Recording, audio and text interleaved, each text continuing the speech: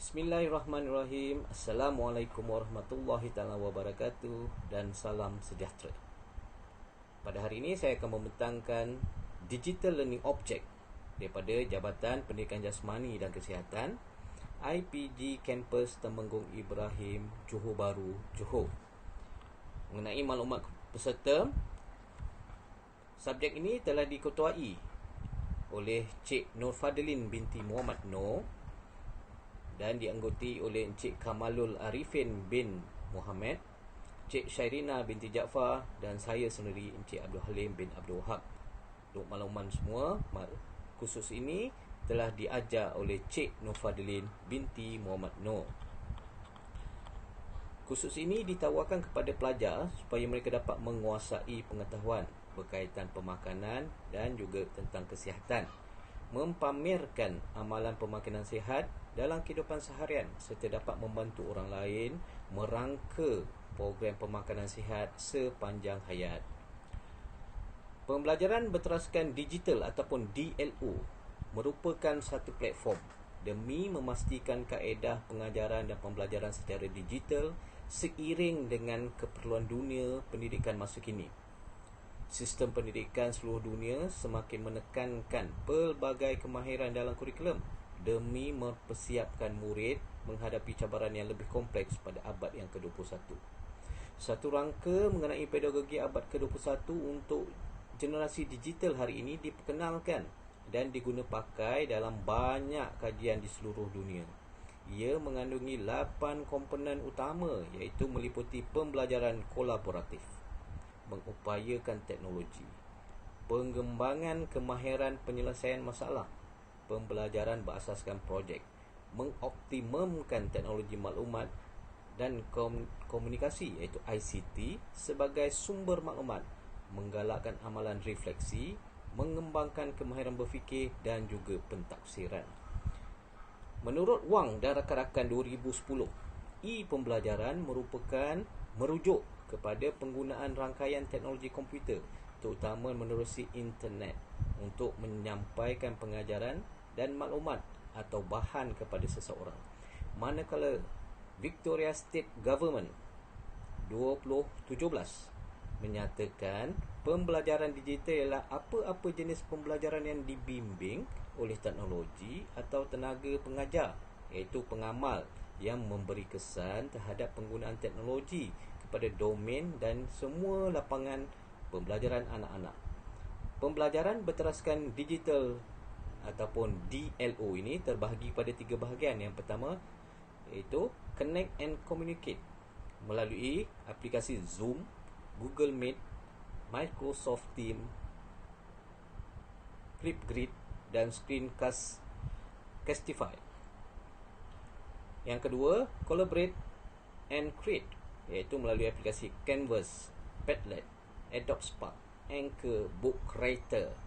Dan yang terakhirlah Practice and Access melalui aplikasi Kahoot, Quizy, Kami, Quizlet, Insert Learning, Gymkit, Edpuzzle dan juga Forms. Dan banyak lagi aplikasi-aplikasi yang boleh digunakan. Ini sebagai satu contoh sajalah. Okey, mengenai maklumat khususnya ialah kod PKES 3033, iaitu pemakanan dan kesejahteraan.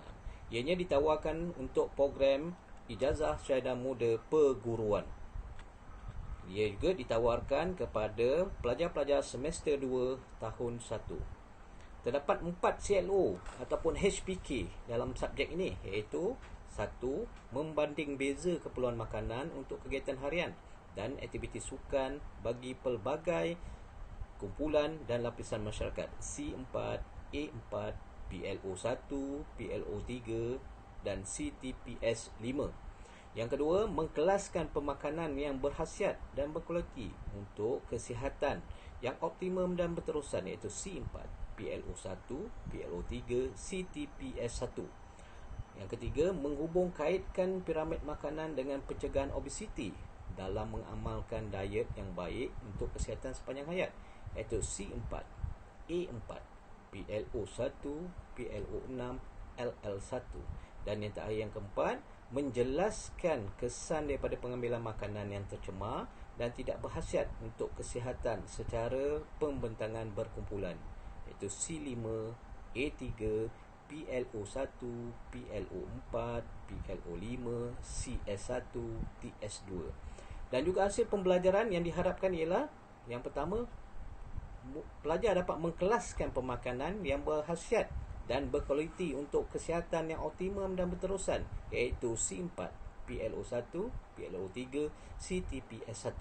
Dan yang kedua, menjelaskan kesan daripada pengambilan makanan yang tercemar dan tidak berkhasiat untuk kesihatan secara pembentangan berkumpulan, iaitu C5, A3, PLO1, PLO4, PLO5, CS1, TS2. Bagi pencetusan idea pula, penting bagi membantu pelajar mengenal pasti maklumat dan sumber yang penting bagi menghasilkan video multimedia interaktif. Antara isu-isu yang boleh dikaitkan dalam subjek ini ialah, yang pertama yang dipilih dan perlu diperbahaskan dan perlu dibentangkan dan juga perlu dihayati oleh pelajar-pelajar, iaitu yang pertama ialah isu sakit akibat tabiat makan. Isu yang kedua ialah masalah bantut. Isu ketiga, makanan seimbang. Apa yang perlu dielakkan?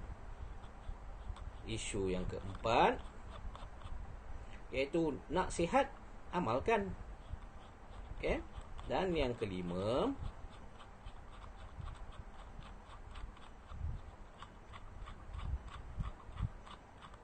ada 4 isu dalam pencetus idea. Kemudian, pelajar-pelajar juga perlu membuat beberapa hantaran-hantaran video dan juga menjawab kuis yang telah diberikan kepada pelajar-pelajar melalui aplikasi Google Meet ataupun dalam Google Classroom. Dan pelajar-pelajar perlu menghantarkan hasilan-hasilannya dalam bentuk multimedia.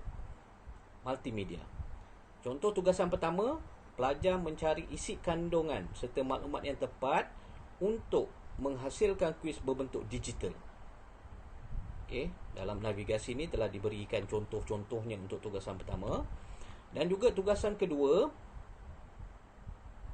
pelajar dapat menghasilkan video multimedia interaktif yang diharapkan dapat memberi maklumat serta info yang tepat kepada masyarakat di luar. Maka pelajar-pelajar akan menjawab tugasan-tugasan ini dan dihantar ke dalam site-site ataupun Google Classroom yang telah disediakan oleh tenaga pengajar. Seterusnya mengenai kajian kes. Kajian kes ini adalah untuk menyokong tugasan pelajar. Pelajar-pelajar boleh membaca dan mendapatkan tentang input-input bagaimana untuk mengaitkan kajian-kajian kes ini ke dalam tugasan yang telah diberikan oleh tenaga pengajar. Contohnya, yang pertama, kajian kes keracunan makanan DIPT.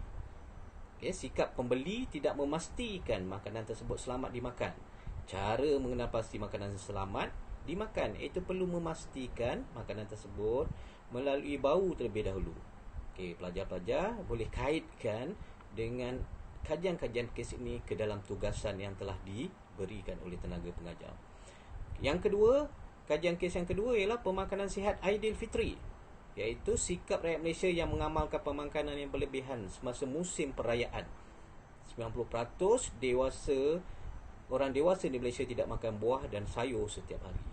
Kajian kes yang ketiga ialah keracunan makanan di sekolah, iaitu kes keracunan yang berlaku di sekolah disebabkan penyediaan mi goreng di kantin pada 13 Januari 2020. Seramai 120 orang murid mengalami simptom cerit-berit, muntah, loya dan demam. So, pelajar-pelajar ini akan menggunakan kajian-kajian kes ini ke dalam tugasan yang telah diberikan. Dan akhir sekali ialah refleksi daripada pelajar-pelajar, iaitu pelajar boleh memberikan maklum balas DLO kepada pensyarah-pensyarah apa yang mereka dapat di sepanjang belajar subjek ini, dan juga mereka juga boleh memberikan penambahbaikan apa yang perlu ditambah baik oleh tenaga pengajar, dan juga memberikan input-input apakah yang perlu lagi mereka ketahui untuk mendalami lagi subjek ini. Okey, akhir kata, saya bersyukur kerana melalui DLO ini dapat membina kerjasama dan ukhuwah yang kukuh antara rakan-rakan pensyarah serta semua pelajar yang mengikuti kursus ini. Selain daripada itu, semoga kursus ini dapat memberi input serta dapat memberi manfaat bukan setakat pelajar IPG, malah kepada masyarakat di luar tentang betapa penting pengenalan makanan yang berkualiti dalam kehidupan seharian kita. Maka